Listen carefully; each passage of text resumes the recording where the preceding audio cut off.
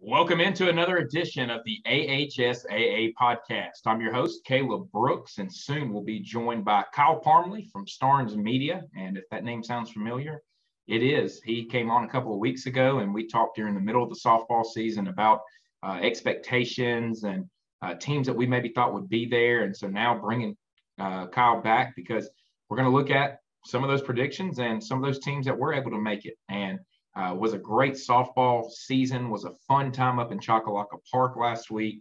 And so we'll kind of go over that, go over the teams that won it, and also kind of maybe look ahead to next year a little bit and, some of the teams that maybe could be back and maybe looking to repeat next season as well. And then I'll be joined by head softball coach at Thompson High School, Coach Kevin Todd, as he led the Warriors to the 7A state championship this year. And you'll hear me and Kyle kind of talk about it. They weren't expected to be there. They weren't the team everybody was looking at. It's not a knock on them. And obviously, you can go back and listen to other podcasts. We say Thompson's a team that could be there, this team. But it was Hewitt and Fairhope all year. That was 1-2. They played for it last year. They had a lot coming back.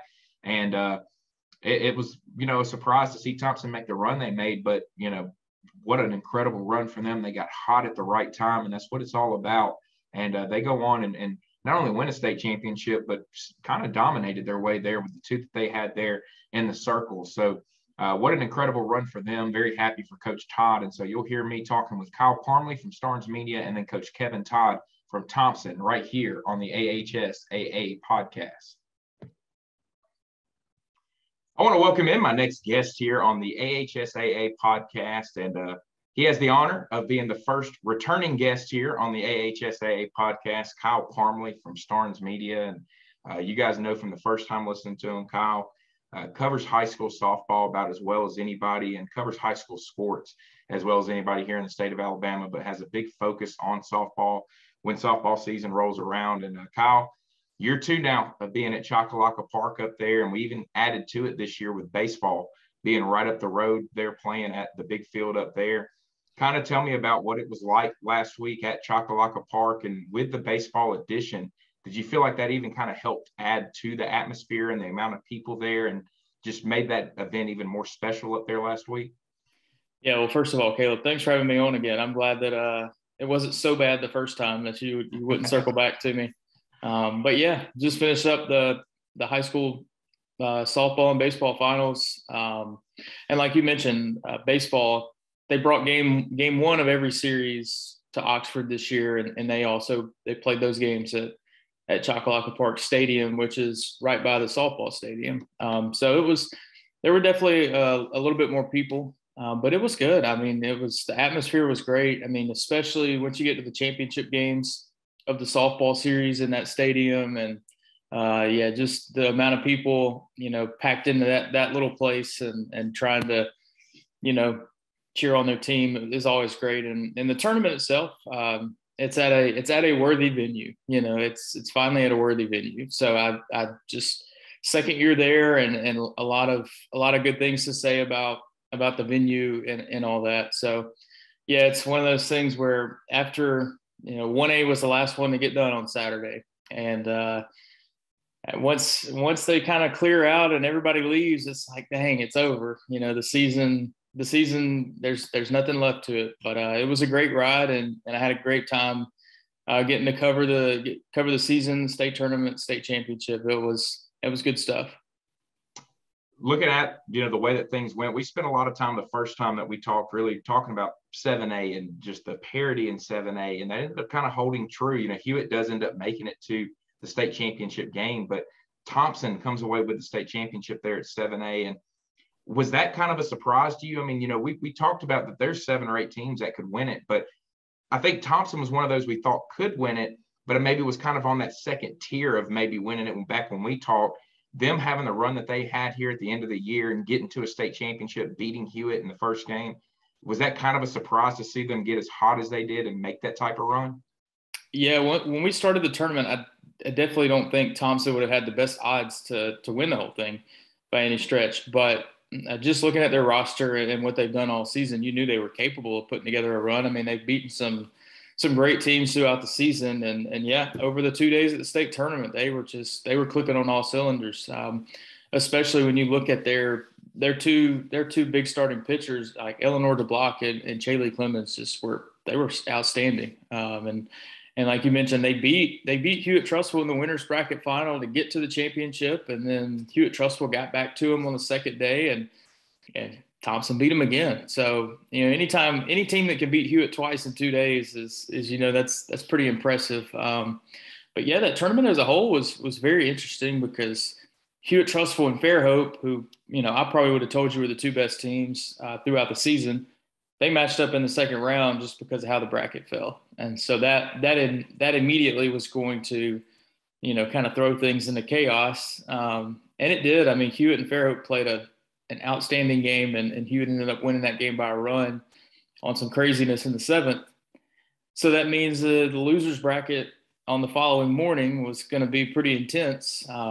And I'm not sure how many people gave Hoover a chance to beat Fairhope in that losers bracket game that second morning, but Emily Sims pitched game of her career, and really, I mean, complete game shutout to beat Fairhope to give Hoover that third place finish in the tournament. So it was very interesting. I didn't expect Fairhope to not be in the championship game, to be honest with you. But, hey, crazy things happen. And like we had talked about, plenty of good teams.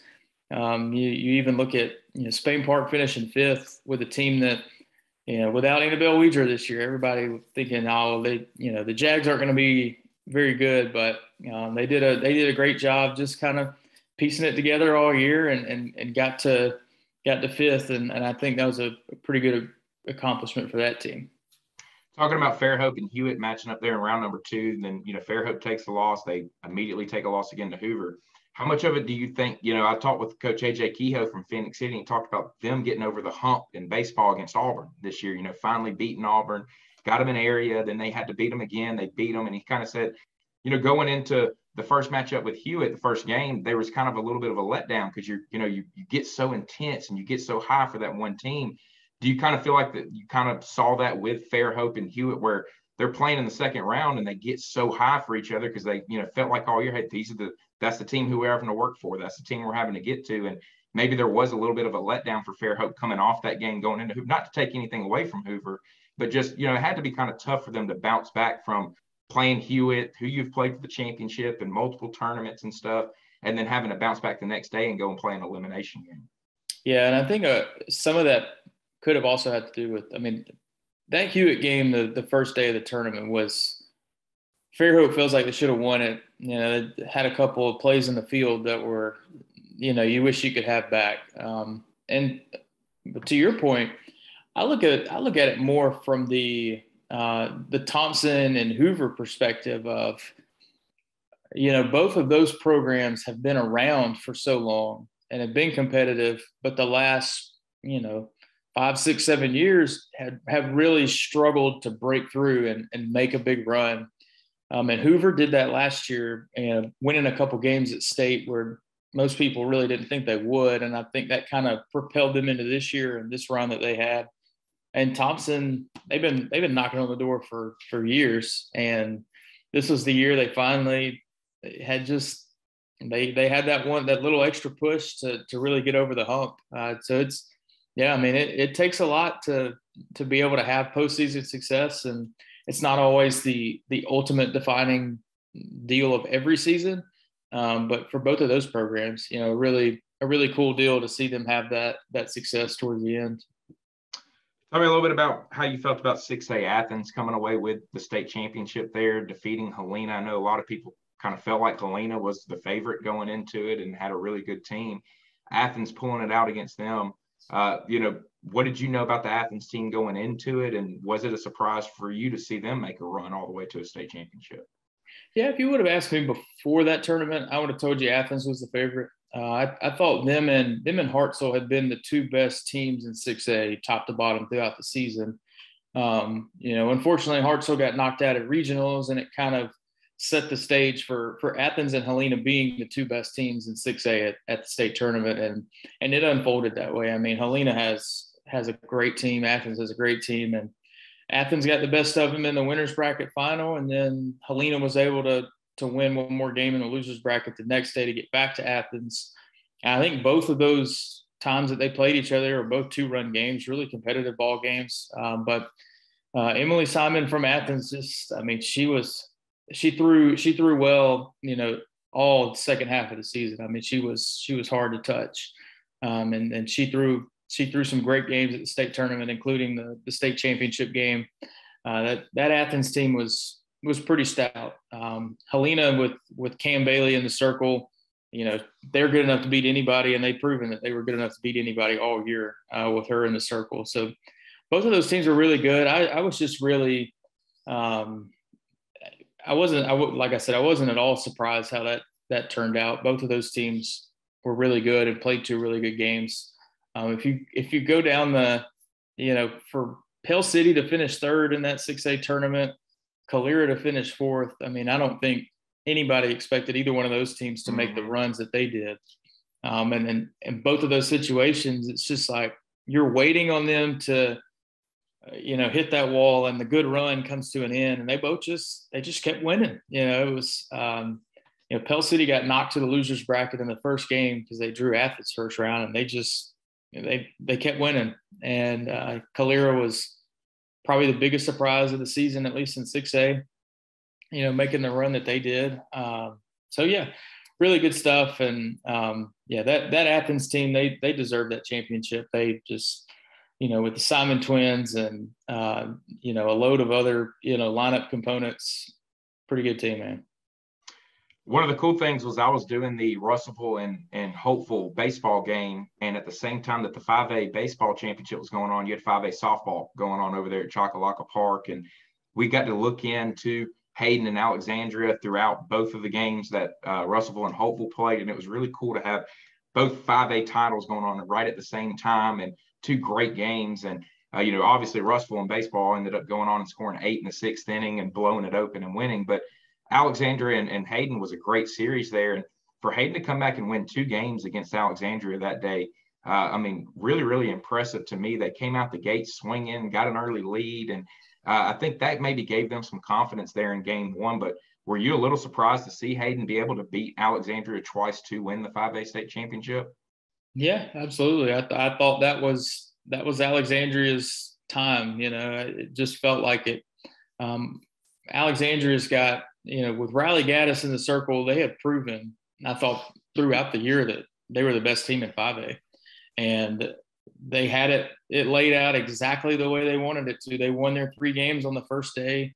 And even, one of those was a run rule game. So Riley didn't have to get extended as much as she could have otherwise. But that night at the championship game, Alexandria just didn't play their best game that night. It wasn't anything that somebody did wrong or anything. Like Alexandria it wasn't their best day. And that happens. And you hate when that happens the night of the state championship. In the first game against Hayden, Alexandria had runners all over the place. And if you go back and look at the line, it just single runs every inning. They just one big hit in any of those innings, and Alexandria probably wins state championship. But they could never really break through, and Hayden got a couple big hits. I know Becca Benton hit a home run, and she hit one in both games in that championship series. But Hayden was able to hang around in that first game and get back to Aubrey Gunter, who had been their best pitcher throughout this postseason run. She closed out the first game, and she threw a gem in the second game, and that was enough to lift Hayden. Riley pitched both games for Alexandria, and she didn't pitch poorly in either one. But Hayden was just a better team on that night. It happens sometimes, and it's just so crazy to think that Hayden played 7 games over 2 days to win a state championship, and they won 6 of them. So, kudos to Hayden. That was first-year coach for Hayden. Is just everybody's trying to get their feet under them, and they had a really hard time getting into a rhythm throughout the season. They had a lot of schedule changes and all kinds of things that just kept them from really figuring out who they were. And but hey, they figured it out at the right time, and that postseason run from them was pretty impressive. Looking at 4A, Curry, they win the state championship there at 4A, and beating Geneva. I know Curry was a team that people, talked about throughout the year, had a really good softball program. And was that to your expectations, them going on and winning 4A? I thought that a lot of people kind of felt like they were the team that, should be there at the end, having a chance to at least hold up a blue mat. Yeah, I'm pretty confident that, when that week started, I felt like Curry was going to win 4A. When you look at their lineup, like their lineup is loaded. I mean, it just, you see names that,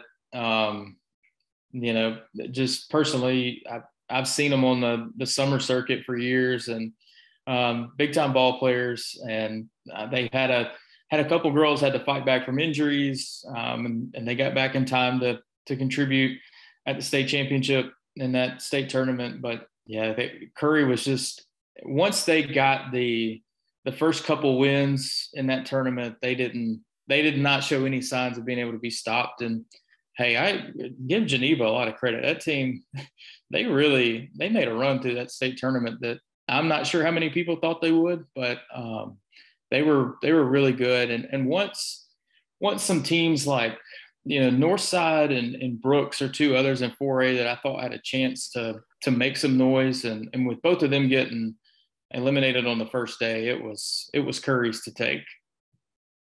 Looking at 3A, Mobile Christian was the favorite throughout most of the year. They were dominant. I mean, they were sitting there at 34-2 at one point during the year. And I think that Houston Academy making the run they did was definitely a little bit of a surprise, and then really kind of handling Mobile Christian in the state championship game in game one. I think when I looked at it, I said, Mobile Christian will at least force the game two and will make this interesting. But Houston Academy going on and winning it, had to be really impressed with the way that their girls came in, really kind of showed no fear, and went on to hold up a blue mat. Yeah, you're right. Houston Academy probably wasn't the favorite coming in. And even like if you look back to last year, Houston Academy, it felt like they had a better team last year, and then they lost a couple games at state and finished somewhere middle of the pack. But coming into this year, the expectations I don't think were as high. But hey, that doesn't always tell the story. They just really they came together as a team down the stretch. Their top pitcher, Brea Hodges, wasn't 100% the last several weeks of the season, but she came back and was able to give them just enough in the circle to lift that team. We probably talked last time that 3A had the chance to be one of the best all-around tournaments just because of how many good teams there were. And you mentioned Mobile Christian. I mean, like Beulah and Plainview and PCA, like all these teams that probably went into that tournament thinking they had a legitimate shot. And I mean, Houston Academy just made the plays in the games that they had to. They didn't run through the tournament winning every game by 7-8 runs. I mean, they won some tight ball games and came through when they had to. And that was the case, once again at the state championship game. So it was really cool. They've got, their shortstop, Axe Milanowski's an Auburn signee, and pretty cool to see her and a few others cap off their high school career with that state title.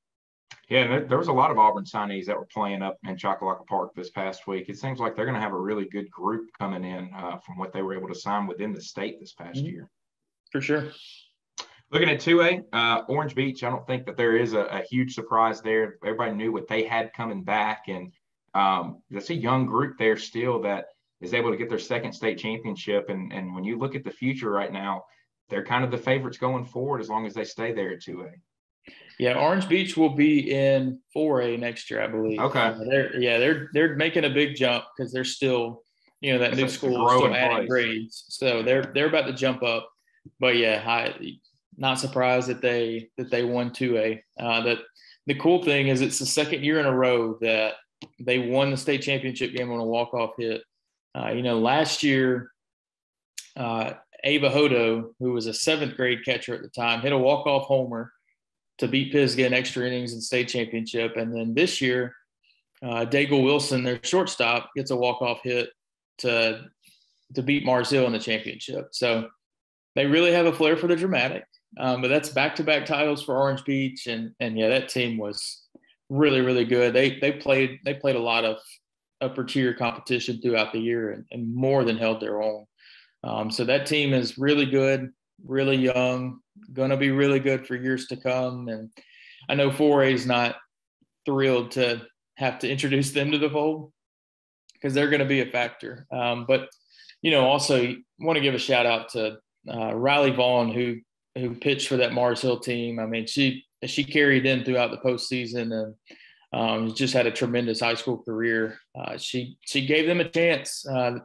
Most people probably thought that championship game was going to be pretty handily done, but it wasn't. She held it down and gave her team a chance. One team that was a little surprising, didn't make it to the second day, was Hatton. But they kind of got worn down. They played a couple of just really long, intense games, and it turned into them playing 3 games back to back on that first day, and they just kind of ran out of gas. But yeah, Orange Beach was the favorite going in and did not disappoint. Yeah, and with the move up to 4A, I'm sure like football and basketball, they're maybe not as excited about it. Softball, they kind of be sitting there going, hey, let's take it on. Let's move up and see what we can do, because we know that we can sit here at 2A and run 2A with what we have right now. Let's make the move up and go see if we can do it at a higher classification. Yeah, and their core of their best players are all like 8th, 9th, 10th grade. Yeah. Like they will be around for a while. And I'm looking forward to seeing how good they can be. Looking at 1A Holy Spirit, able to get the state championship there with a win over Skyline. What did you know about Holy Spirit going in? And obviously Skyline, we've seen them in girls basketball. They're similar to, they just carry right over into softball every year and always have a good softball team. But what did you know about Holy Spirit and, them going on and winning the 1A state championship? Yeah, this was the first state championship for Holy Spirit softball program. And a lot of that goes to the left arm of Alyssa Faircloth. I mean, she is outstanding in the circle. She's going to UAB, and she just, I'd heard, from the start of this season, Holy Spirit was in some of these tournaments that you would go to, and people were like, who is this team? What is this? And they found out real quick that they could compete with anybody, even despite being a 1A team. So yeah, Alyssa Faircloth, dang good pitcher. They ran through that tournament. I think they gave up 2 runs over their 4 games. But you mentioned Skyline, and yeah, that Skyline group is a bunch of winners. I mean, they just compete. Like, you don't really look out there on the field and think, there's some overwhelming talent. Like they just compete, and they knocked off Brantley 1-0 to get to the state final. And Brantley is another team that is always really good in 1A. And Skyline knocked them off to be able to advance to the state championship game. So that was a really competitive tournament in those last few teams. It was good, and Skyline had one little push in that state championship game, but Holy Spirit got some insurance runs in the 6th inning, I believe, and that was enough to really push them over the top. We look forward to this event every year, like you kind of talked about, but leaving Chocolaca Park on Saturday last week, was there a little bit of sadness from you, as you leave? And, it is kind of, hey, softball season's done now, there is no more going on. Yeah, it was a little sad. It was funny because a couple of people just that know me from, anything, they came up to me after we were all done Saturday, and they're like, man, I'm sorry, Kyle, I'm thinking about you. And, it's funny, but, it is. I mean, it's a little sad that, especially sitting here the last few days and not having anything to think about or talk about or go to.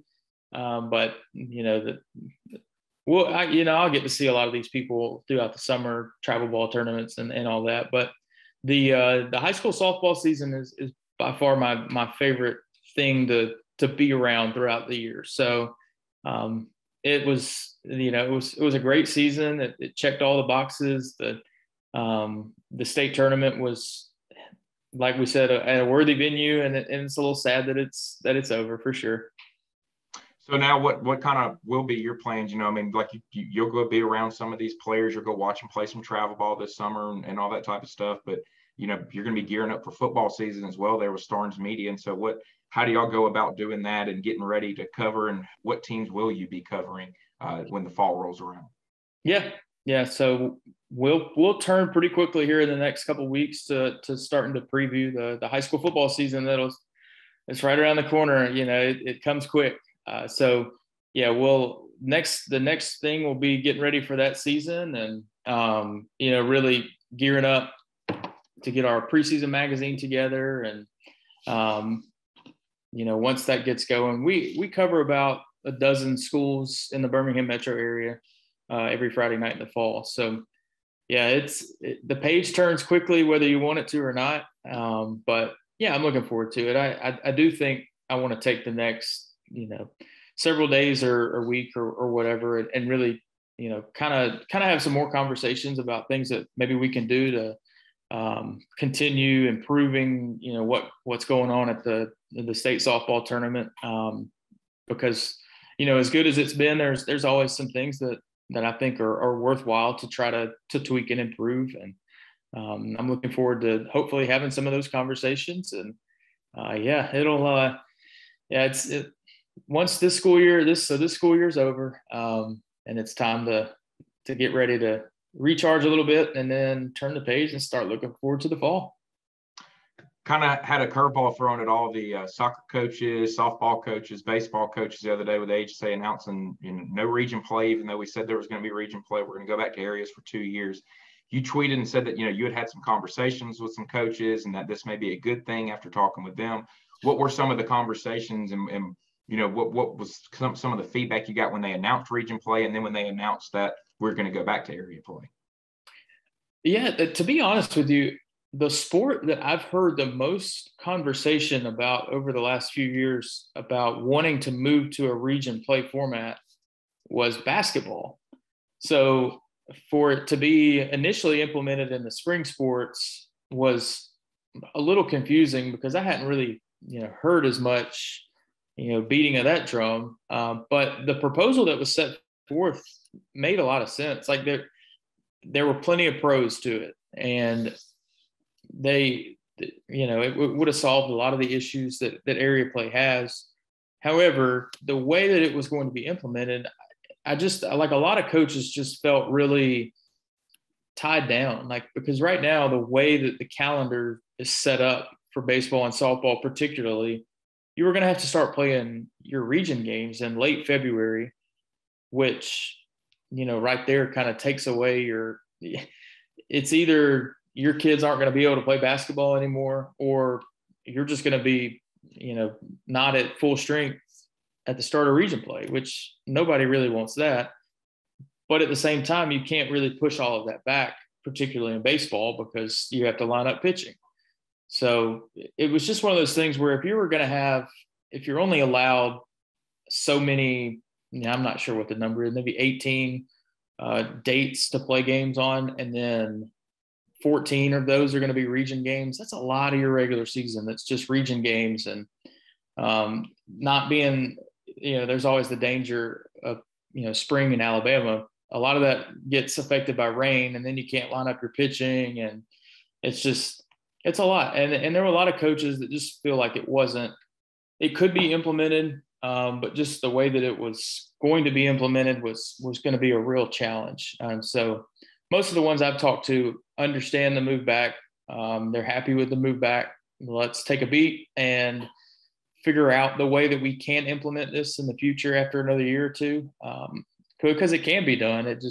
There needs to be more tweaked to the current setup than just kind of a blanket over it and saying, all right, well, let's just change to this. You're going to have to make some different changes in other ways, which I know is frustrating because a lot of these regions and areas had already sat down and tried to figure out the schedule for next year. So you're having to go back. But I think the way that they had, had originally implemented it, and then we're like, okay, let's take a step back and let's reevaluate. I think that was the best course of action. Speaking of weather in Alabama, isn't it great that we were able to get the state tournaments done last week and not had them going on this week? Yeah, no kidding. Yeah, the SEC baseball tournament has got quite a challenge on their hands this week. But yeah, the weather was perfect last week, that's for sure. And I am very thankful for that.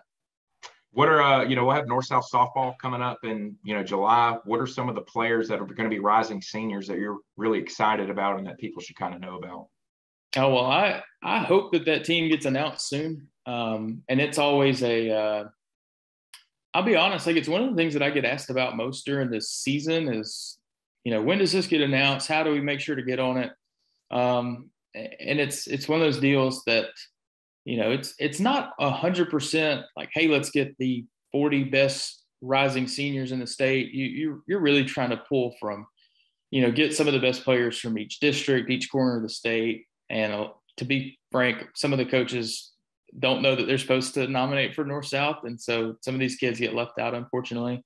But so with all that said, like, this list will come out soon and it will be stacked with some great talent, and I will be glad to post about it, and I'll already be looking forward to it because I guess that's probably less than 2 months from today. But yeah, that'll probably be the next time that y'all see me in Montgomery.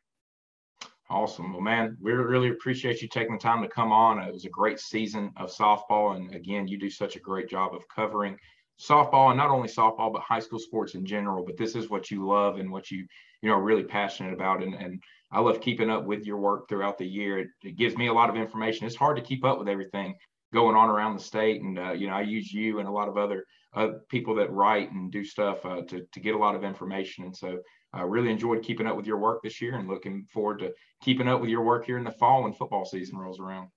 Sounds good, Caleb. Look forward to do it again soon, man. All right. Have a good one. You too.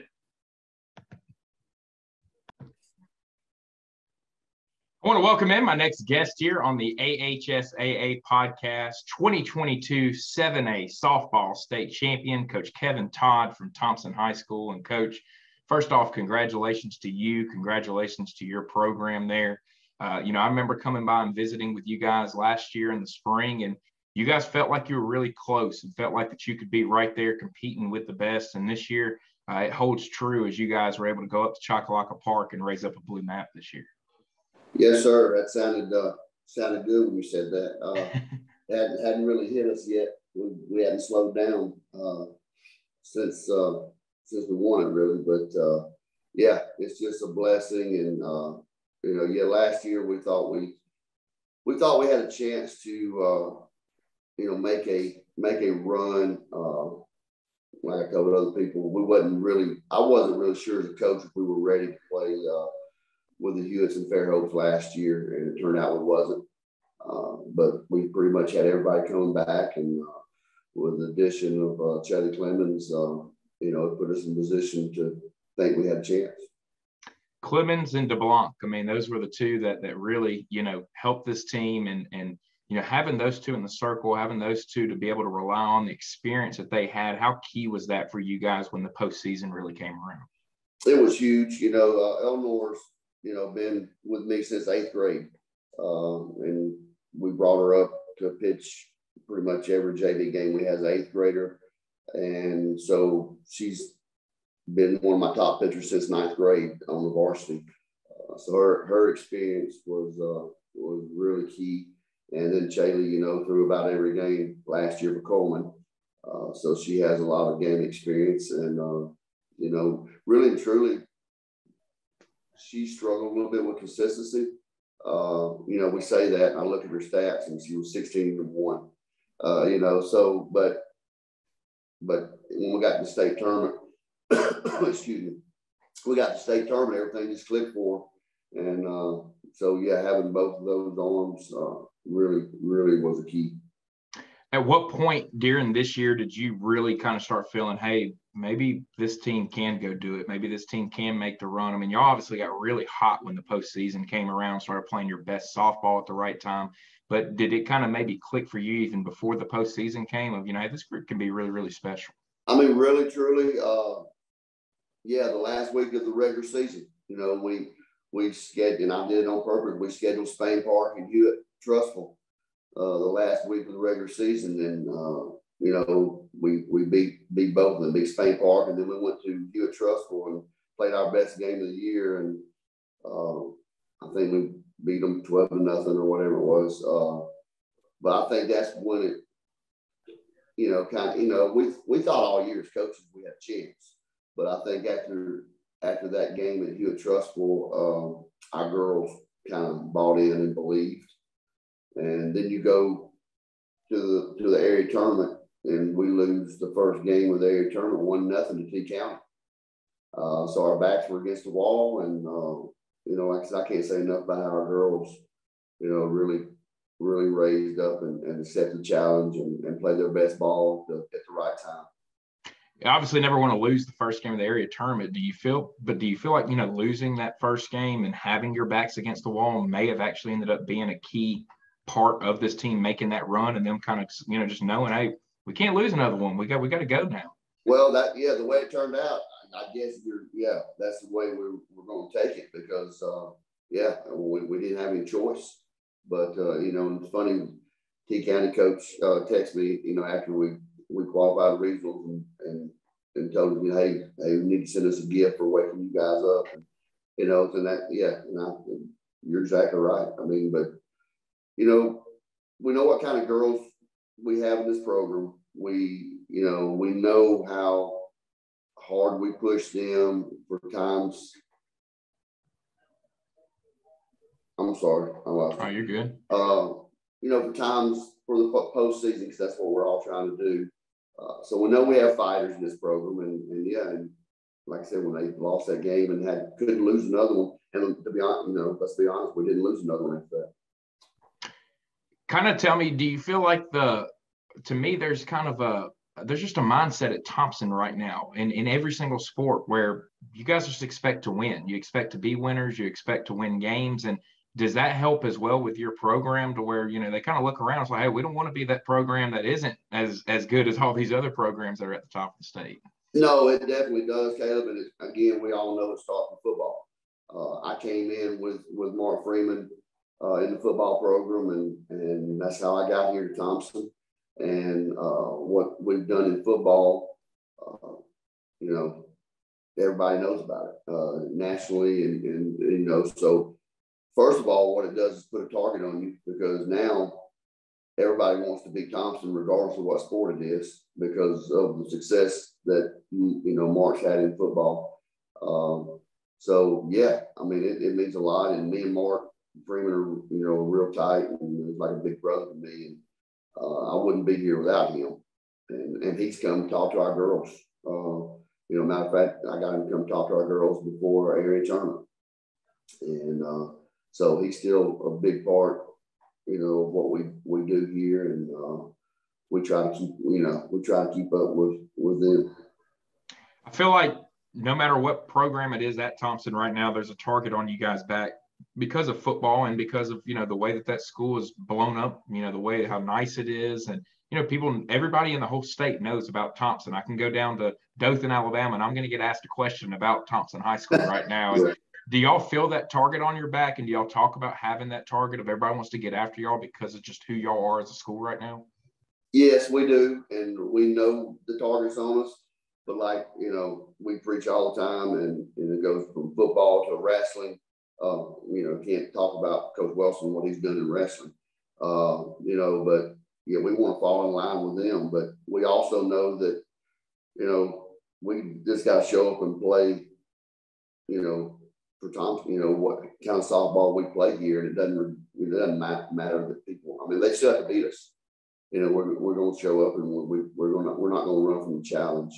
So, Caleb, it starts with our superintendent, Dr. Vickers, and then our principal, Dr. Hester. People who's never been here have no idea what they do for every program here, and they support it. The resources, whatever we need, we usually get. So that's where it starts, with the leadership. Has the help as a coach, knowing that no matter what, if you ask for it, it kind of feels like it gets given at the time. You're going to have the best facilities. You're going to have, what you need to be successful. I was up there a couple of weeks ago. You are in the process of building a third gym right now over there. And, it really feels like that, you're talking about your superintendent, but it feels like as coaches, if y'all come and go, hey, we really feel like we need this to keep up with them, that everybody's willing to do it. And that has to make you feel good as a coach to know that you have that type of support there. Oh, it's unlike any feeling there is. And like I said, that's the key, the main key here. Like I said, our superintendent and principal and board members, they want to give us anything we need to be successful. You talk about the gym. It's also our hitting facility that's almost finished. You know, softball's getting our own indoor hitting facility. Baseball's getting their own indoor hitting facility. You know, these are major projects that are going to help, you know, future athletes here. And like I said, it just starts with the leadership here at Thompson. And as a coach, there's not a better place to work. Do you feel like that it helped that, you know, kind of going into the tournament, me and Kyle talked about it, that going in, everybody just kind of expected it'll be Hewitt and Fairhope playing for the state championship at the end. And your girls kind of didn't have a lot of pressure on them. There wasn't a ton of expectations from the outside. And did that maybe help them just go in, relax, and just be able to play good softball? Sure. You know, and as always, you have to be relaxed, but also we took that as a knock, you know, on our program. Like I said, you know, we're ranked top 3, whatever it is at the end of the year. The last month of the season, people don't realize the gauntlet we had to run through. I mean, we beat Hewitt 3 times. We beat Spain Park 3 times. We beat Bob Jones, one of the best arms in the state. We beat Central Phoenix, who was one of the best teams in the state. You know, so it is what it is, but, you know, we think we deserve it. And, you know, we thought that going into it also. When you look at the state championship game and the way that you guys were able to really hold the bats of Hewitt, do you look back at that 12-0 win and think that maybe is the time where that maybe gave this team confidence of, hey, you know, not only can we beat this team, but we can drill this team. You know, we're just as good, maybe even better because of what we were able to do right there at the end of regular season. Yeah, I think that, you know, for the girls especially, we knew that, you know, we could compete with them. And we, like I said, let's be honest, that's the bar. Hewitt set the bar in the state softball last really three years. Their first state championship they won, you know, the first game we had them first game of regionals that year. We beat them pretty handily, and we didn't, but they came through and got hot just like we did this year. So that's always kind of, you know, stuck with us as that could have been us, you know, that year. But no, anytime you can beat a team like that, you know, I think we were the only team to shut them out all year. And we did it twice. And with different pitchers. Eleanor threw the 12-0 game, and then Shelley threw the championship game. So, yeah, and like I said, after the game, we have nothing but respect for Hewitt, especially, and what Taylor has done there and the athletes they have. So we knew it was going to be a fight, but you know, our girls were not going back down from anybody. After winning the semifinal game to get to the championship, could you see a different confidence in your girls going into that championship game and just kind of how they were acting before the game, just kind of maybe the swag that they were carrying about themselves? Yes, and I was concerned, to be perfectly honest with you, after that game that we won, came back and beat Hewitt the first time, because it was so emotional. And I was really worried that, you know, that we were satisfied, and it took a lot out of us. And again, let's face it, Hewitt's been there. It wasn't going to phase them. They've been through the gauntlet. They know how to play in big games. So I was a little concerned that we could have a letdown, just because it was so emotional the night before. So how long, I mean, you know, how long do you kind of feel like that you're going to take to really celebrate this, really try to enjoy this before you start kind of shifting your focus to next year? We've already shifted. Yeah, we've already, and you have to, but we had our banquet Monday and got to celebrate the girls. You know, we're ordering our rings, but, you know, I'm sorry, but yeah, I've been on the phone all morning. We had our exit meetings yesterday and talked to all the girls and got our summer stuff ready. So yeah, we've moved on, preparing for next year. If you don't, you get left behind. You know, I feel like it kind of, for the spring sports, it's unfortunate that, at least soccer gets a whole week before graduation, but for baseball and softball, I mean, y'all win it last week, you come back to school and everybody's like, hey, good job. We're ready to get out of here. We're ready to go. It's into the school year. And that has to kind of hurt in a sense where you don't get to celebrate with your team as much. You're not around each other as much because graduation hits this week. And really, when y'all left the banquet the other night, it's really going to be the last time that y'all are together as a full group. I agree. We'll come together, when we get our rings and have a little ceremony. But yes, and I think that's why we enjoyed the regionals and the state tournament so much together. We did a lot of things, and we kind of knew that we needed to enjoy this moment, so we took advantage of it and had fun. And but yeah, Monday, like I said, I probably won't see them all again till late July or August. So are y'all doing a ring ceremony on your own, or is it going to be one where y'all go to a football game and do it during a halftime, or what's kind of y'all's plans for, honoring this team? Well, the plan right now, Caleb, is we're going to try to do it just a ceremony to give out our rings, because I want to give them out before we had 5 seniors that all going to play college. So I wanted to get them their rings before they leave for college. So that's the plan now. Hopefully that works out. But we're going to bring them back and recognize them during one of our football games also. And that's always a big thing there. And y'all have so many different teams to recognize and to honor up there with the success that you guys have had. And so looking at next year now for you guys, what are you going to have coming back? And what are you I guess the most concerned about having to replace going into this next season? Well, you mentioned your Eleanor, and then Elle played second. Ella started for me since 9th grade. She played outfield originally, and we need someone to play second for us. So she's held that down for 3 years. But you look at the championship game, and 7 of the 9 that were on the field are coming back. So it should be a good thing. We've got a couple of young people. We're, like I said, we had our exit meetings yesterday. They know what we expect of them, and they know what they've got to do to help this team out. And now it's up to them and to step up, and we'll see where that goes. But again, will we be good enough next year? Who knows? We'll be in the conversation. We should be. That's our goal every year, just be in the conversation. I would ask you if you're concerned about not having the target on your back, but as we already discussed, you guys just already have a target on your back. I mean, that's there whether you win it or not. And so, I mean, going into next year, that has to kind of be a little encouraging, is the fact, hey, we've already dealt with having a target on our back and everybody wanting to get out after us. So it's not really going to be that much different. It's not. And let's face it, I mean, it really doesn't matter till you get to, the area tournament, the last month of the season in our sport. So, I mean, yeah, we're going to have a target on our back, but, Hoover, Hewitt, Spain, I mean, they all have targets on their backs as well. I mean, everyone knows who those programs are, and we know that if we don't show up with our best game, that any one of those teams, will embarrass you. So it is what it is.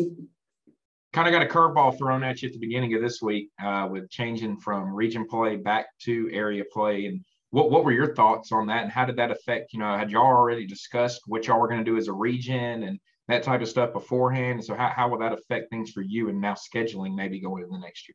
Yeah, that's great. We had already met as a region and done all scheduling for everyone. So yeah, it kind of threw a curveball to us, but and I'm a proponent of for region play. I'm an old baseball guy, so I like it all. I'm a guy who wants to get these playoffs, at home sites. I think it's a great atmosphere. You look at the way the college game is now. The regionals and super regionals. I think that's the way to do it, and I hope that's the way we go in the future. But then someone asked me, driving home from Oxford, how I like the format, and I was like, well, I can't argue with it right now. Yeah, it definitely worked out good for you this year. That's for sure. It did. But I just think in our region, and you look at the state tournament, I mean, top five, the top 5 teams, 4 of them are from Birmingham. So, I think, if we go to region and that's what, perfectly honest with you, we went to regions, we could very easily finish 5 next year, and we've got a good team, but we could finish, 5 or 6 in that region. I don't want to see where that knocks you out, because our 5 or 6, as we've proven year in and year out, our 5 or 6 would beat most 2s and 3s. So I think it's got to be looked at. I think it's got to, competitively, it's got to be evaluated where you get the best teams in the state. We go back to Hewitt. The first year they won it, they lost to Spain Park, I don't know, 4 or 5 times during the regular season. They ended up winning the state championship. They definitely were one of the best teams in the state that year. So I think, in 7A, with only 32 teams, I'm not opposed to, everyone making the playoffs. You take our top 8 and you cross them with the top, 8 plays 1, 2 plays 7, and do it that way. And that way, 5 teams out of our region could make it. And, I think that's got to be looked at. One of the things that I was a little concerned about when they did announce it, that we were going to go to region play and stuff, was that it was kind of sprung on everybody during the middle of the season. Coaches had already kind of sketched. So do you think now, given 2 more years to maybe look at it and come up with maybe some more scenarios like you're talking about, where, hey, maybe we can fix the postseason this way, maybe we can. Do you think that may end up being a good thing in the long run for making this move? Yes, I do. And I think, we need to get together as coaches and really decide what's best for the sport. Again, I keep going back to the college game. College game's huge right now. It's grown, remarkably over the last, really 5-6 years. I think we need to look at how they're doing it. It makes sense to me. Again, the high school experience, I know Oxford, great, don't get me wrong, and I think we can still hold the state tournament there, whoever makes it out. But could you imagine, us hosting Hewitt on our campus, or us going to Hewitt? It's just the atmosphere, you can't replace that. So, we'll see what happens. I think everything needs to be looked at, and I think it was probably a wise decision to pull back and let's try to get it right. Let's not just throw something out there and see if it works. Let's put a little effort into it. Graduations this week, and that kind of signals that summer football is right around the corner. And so, looking at Thompson football real quick, I mean, how do you feel about this upcoming season for Thompson and what they have coming back, and really what the expectations around there are right now? They're going to be Thompson. I mean, you look at the players they have, and again, I'll just tell you this: look at the coach they have. He's going to be there. So, yeah, the expectation, here is state championship, and that's what everybody's gotten spoiled around here, and think it's an easy thing. And I can tell you this: Coach Freeman and Coach DeFore and their staffs, they haven't slowed down. It's business as usual, and it'll be another exciting year for Thompson football. He deals with it with obviously the guys that he has there, Tony Mitchell, Peter Woods, all the other guys that are getting recruited, but you dealt with it. I mean, like you mentioned, 5 of your seniors are going to be moving on, playing college softball. How is that when you have so many different players on a team that are, going to be moving on, and, they know that they're going to have something after this? And how tough is it to kind of keep them focused on, hey, this right here is what's important, and this right here is what we're focused on right now, not what's going to be next for you? Yeah, and I think football is a little easier because, the time of year. Baseball, softball is difficult because, like you said, it's, we play at the graduation. So all of our seniors, that are going to play, they have, tons of things going on, and they have to balance, and it's tough. And, you get to the end of the school year, and you're done. You're kind of done with high school. So that's, and that's what I told our seniors. I was so proud of them, the way they stepped up and really focused and sacrificed. So, Coach, you talked about it. Y'all's focus next year your focus is already on next year and already thinking about next year. What are your plans for this summer? Are you playing games? You going to any camps, or your girls just going to be kind of doing travel ball and you kind of just let them go and do that during the summer? Yes, I do. We do a camp here. We bring them in for like 3 days, but no, they're all playing travel. I want them to be kids. I think as coaches, we lose focus on that a lot. And like I said, you got some of them that are cheerleaders, some of them that are playing volleyball, basketball. It's tough to handle in the summer. So no, we just let them do their own thing. And when we come back in that second week in August, we'll get going. That's to help you a little bit too as a coach, because it gives you now the summer to step away and relax. They're away from you for a while too. And do you feel like that's important? I was talking to a coach yesterday. And he's talking about how he has a football coach that does men's basketball, and he was kind of with those guys all year. And they kind of talked about it, and he goes, maybe it's time, maybe we just need some separation from each other because it's so consistent. No, that's true. And I believe that when I started this when I was coaching baseball, by the end of the year, no offense, I love my girls, okay? And I think for the most part, they love us as coaches, but you just need a break.